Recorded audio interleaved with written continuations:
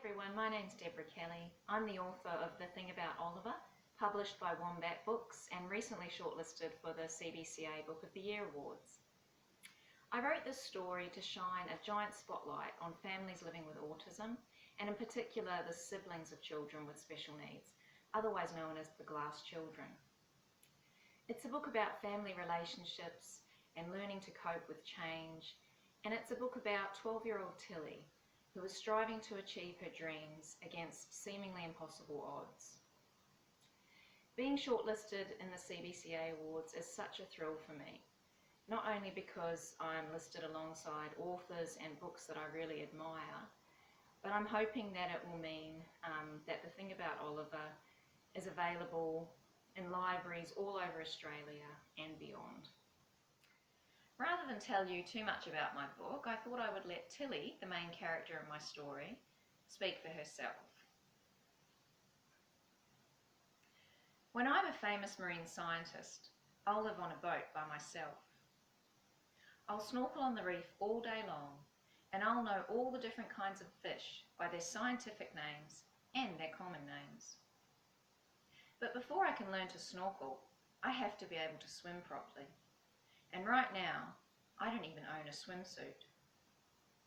Mum still hasn't taken me for swimming lessons. She did try once when our town pool was still open, but we only got as far as the front gate. Just as we were paying the entrance fee, Mum got a call from the carer. Ollie had banged his head against the kitchen counter so hard that his forehead had split open. He wasn't wearing his padded helmet. By the time we got home, there was blood everywhere and the carer was in tears. Later on at the hospital, Mum vowed she would never, ever leave Ollie with a stranger again. I gather up Oliver's wet pyjamas and sheets. No matter how many times I have to do this, I will never, ever get used to the smell.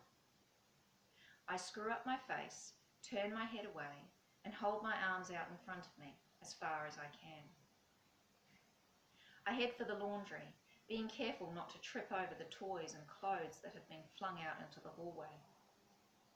As I open the lid of the washing machine, I think about the cleaner shrimp that spends its whole life cleaning muck from the gills of other fish. Fish from all over the reef will line up and wait to be cleaned, just like cars lining up at a car wash. At least there's only one of Oliver. Oliver's sheets and pyjamas fill the machine almost to the top. I pour in a heap of detergent and switch the machine on to the shortest cycle.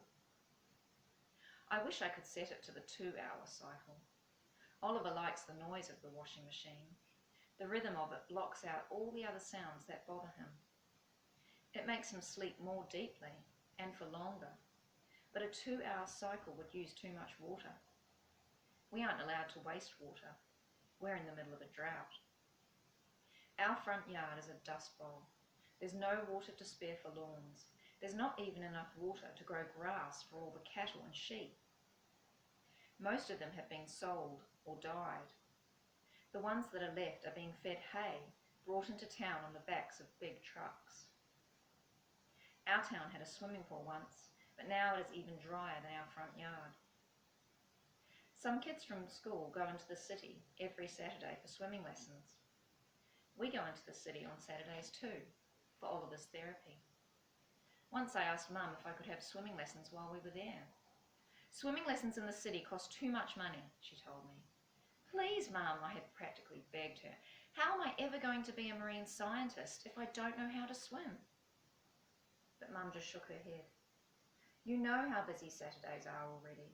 We have to see the occupational therapist at 11 and the speech therapist after that. A lot of our time is spent taking Oliver to different therapists. He has a speech therapist to help him learn how to talk properly.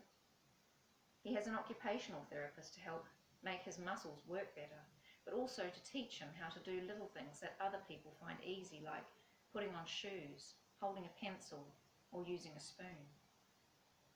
Oliver also sees a child psychologist to help him learn how to manage his anger. So far, that doesn't seem to be working too well. I might not be able to swim yet, but I can blow bubbles. Helen taught me how to do that. She goes into the city every Saturday with a bunch of other kids from school for swimming lessons, so she would know. Sometimes I fill up the sink in the bathroom and practice my bubbles, mainly so that I don't forget how, but also so that when we do have money for lessons, I won't need many at all. I hope you enjoyed that reading from the thing about Oliver and that it makes you want to read more.